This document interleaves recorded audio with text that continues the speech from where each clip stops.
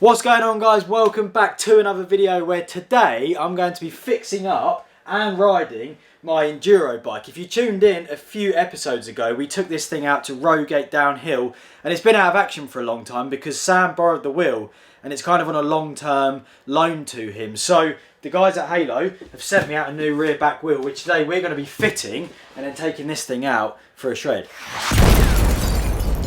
As we speak, the bike's actually got a 26-inch single-speed brakeless back wheel in it, so it's an opposite mullet freestyle bike, but brakeless has quite a dangerous setup. We're going to get the bike out the racks and then get it in the stand so we can unbox the new Vortex and get that fitted. Right, time to unbox the Halo then. Within this box is a brand new Vortex, which is perfect to go on the back of the bike. Look at that, very fresh. And you might notice it's all black, no stickers, no graphics, and that's because with Halo you obviously get to customise your own sticker colour to fit in the colour scheme of your bike. So I've gone with orange. Before we sticker it up, it's the obligatory sound check with the Super Drive hub, 120 points of engagement. So, oh, it sounds so good, doesn't it? Every single time. That sound check never gets boring on a bike. Right, let's get this wheel stickered up then. Stickers all fitted and I decided to fit a brand new hands damp. So we're actually running a Magic Mary up front, so it's nice and wide, offering lots of front end grip. But on the rear I like something a little bit smaller just so there's a little less drag. So this hands damp for the Addict Soft is absolutely perfect. And no tubeless. I've stopped running tubeless because I've decided it's such a mess when it comes to actually getting a puncture and taking it apart. So tubes for me, you can't really go wrong. Let's get the disc and the cassette fitted, then we're almost ready to go riding.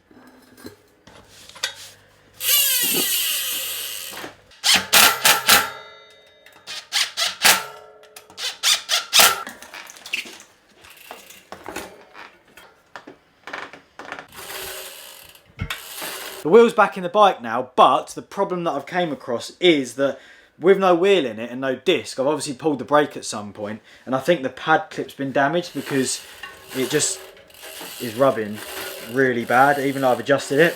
So luckily I've got a new set of Formula pads here which I can just drop in and we should have no issues. They're so worn down already. I only used the bike a handful of times from new and they're terrible condition. They must be like soft ones or something.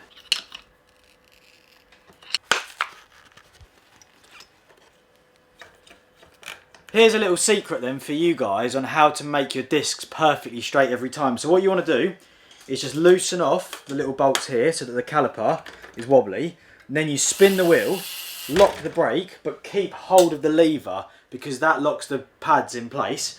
And then you want to nip that one up just so it bites, not too tight, otherwise it'll move it. Same there. And then you go back to that one, a little bit more, and then a little bit more. All this the whole time, keeping hold of the brake. And then eventually you can tighten them up properly, lock them off, and then no brake rub. Perfect. Look at that, fresh new wheel and the bike is now back up and running. So the weather's perfect outside. We're now going to go out and give this thing a little ride. We've made our way into the local woods. Perfect evening for some enduro biking. And the first line I'm actually going to ride is like this mini sort of rampage chute behind me. It's quite technical because it's steep, slippery, and it goes between trees. And there's like a little jump at the end, which isn't really a jump, but you can get a little bit steezy on it because it's on a corner. It's so blind coming into it.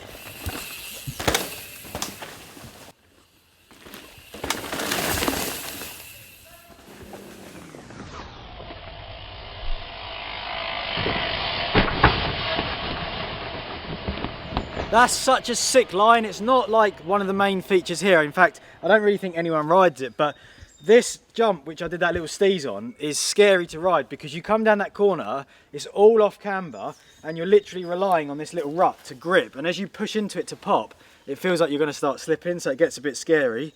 But we're feeling warmed up now, so let's go hit something else. We've enduroed our way over to the hip jump because, well, not only is it a fun jump, but there's no better jump to hear this brand new Super Drive whizzing past your head. So Cara, if you stand there, I'll have to jump up here past you and you'll get as it goes past.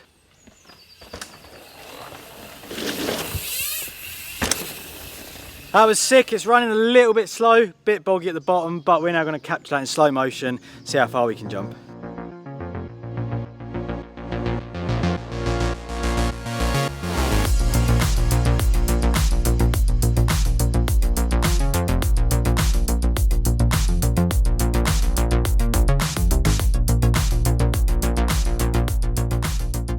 We've made our way to the top of the trails and there's some sick lines here which are so fun to hit on the enduro bike, so we're going to get one now.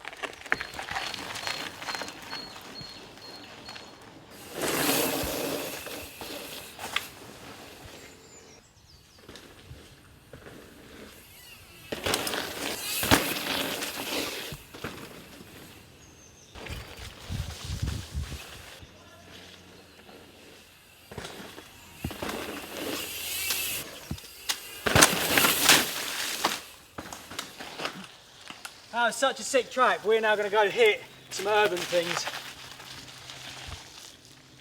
This vlog's taken a little bit of a turn because first of all my camera died, and secondly there's a line which I wanted to ride for so long. So basically on the industrial estate they put a gate across to stop cars going in one part at night, and I saw it in the winter and I was like, as soon as we get a lighter evening on a Sunday and it's shut, I'm going to go there and ride it. But we arrived and they seem to have taken it away, which sucks because I never got the chance to ride that skinny. But I wanted to stick with the trials theme, so we've driven around the corner and I've got these concrete blocks, and I haven't really done trials for quite a while, especially on a springy enduro bike, so this gap's proven to be a little bit scary. I put a pallet there because that's a sharp edge. I don't want to blow my back tyre up, so the goal is to be able to go across all three of them, but to start with we're just going to train, go up this one and clear that gap.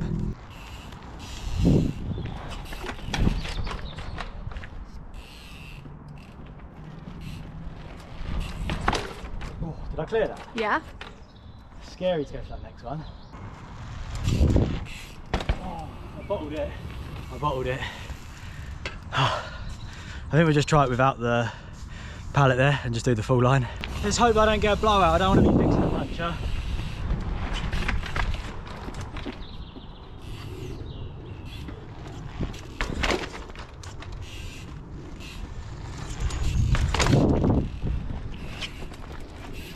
There we go. That was sick. We got our trials line, which is rad. We're now going to head to town, see if we can find some urban freeride to hit. We're losing the lights so fast, which is a bit annoying, but the other week on my e-bike I learned to do manuals standing on the seat. Now we've got a nice long slope behind us, so let's try one.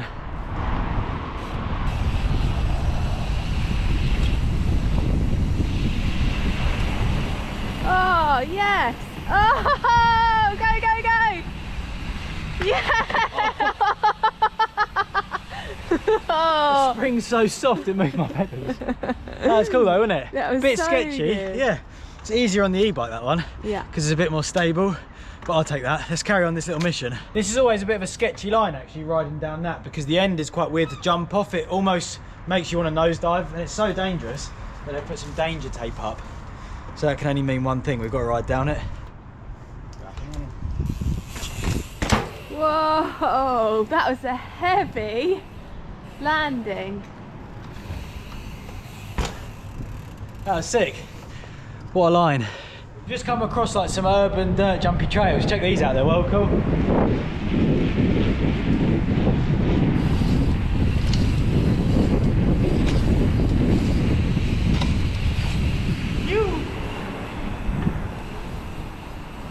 So there we have it. What a day that's been. I'm so glad that I managed to get the enduro bike fixed, so that bike is now at my disposal again to shred. I'm a little bit disappointed because I kind of based the rebuild of this bike around the trials line, which actually wasn't there when we arrived, because that balance beam was pretty tech and pretty gnarly, so it would have been fun to try and ride, but it's how it works sometimes. I think we made quite a fun little ending there, so I hope you guys enjoyed it as much as I did. If you did, give us a thumbs up, leave your comments below, and I will see you in the next video. I'm like an addict, do I gotta have it. I ain't even playing, got a really bad habit. If it moves, gotta grab it, fuse like a magnet. Lose, won't have it till I'm doomed in a casket. I ain't playing, got a weird mind. If you work 8 hours, I'ma work 9. If the shit tastes sour, you should taste mine. I'ma stay in power for a long time. Get up, nah, I ain't a